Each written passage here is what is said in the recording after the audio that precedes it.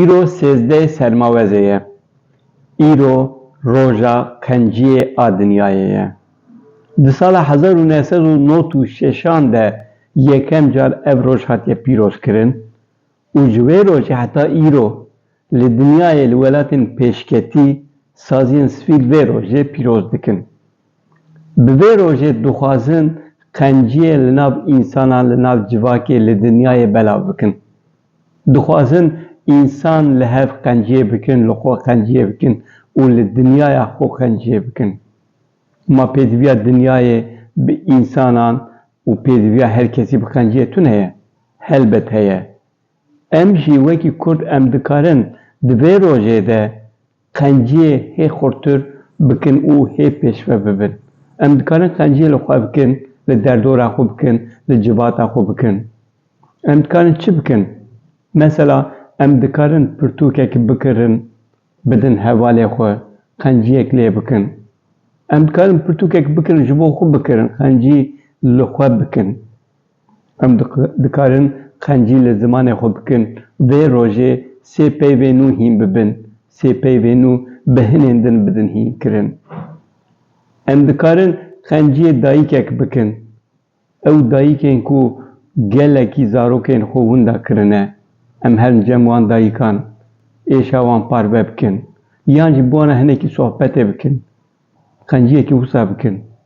Kesên pêdivî bi wan bi alîkariyê heye, kesên pêdivî bi qenciyê heye, em herin cem wan. Du gotinan bi hev re parve bikin. Hestê hev bi hev re parve bikin. Ma qencî çi ye? Qencî ne tiştek wisa ye? Bi her awayî, bi her tiştî mirov dikare qenciyê bike. Mesela serê sibê dema em radibin, em ji çend kesan re dibêjin rojbaş û em rojbaşek qenciyê didin çend kesan û ji çend kesan digirin. Bi taybetî yên ku li metropolan in em dibînin qet vêyekê nakin jî. Ger em eniyê hinekî din fireh bikin, em dikarin ji rêveberiyên Kurdan yên Başûr û Rojava qenciyê bixwazin. Qenciyek çawa? Em bêjin ew pirê ku di navbera Başûr û Rojava de ye, pirê deriyê Sêmelka yan jî Pêşxebûr, çi navê hûn lê dikin bikin. Ew pirê ku bi kêrî tiştekî nayê, hûn çima pirekî wisa baş li wir çênakin û qenciyê li her du aliyan, li Kurdên her du aliyan lê nakin. Ma pêdiviya Kurdên her du aliyan bi qenciyê tune ye? Helbet heye. Di vê rojê de em dikarin qenciyekî wisa ji wan rêveberiyan bixwazin. Em dikarin ji şaredariyên Bakur hê zêdetir qenciyê bixwazin. Hê zêdetir ew ser Kurdiya me bisekinin. Ser xebatên xwe, xebatên ji bo civakê bisekinin. Ne, îro roja qenciyê.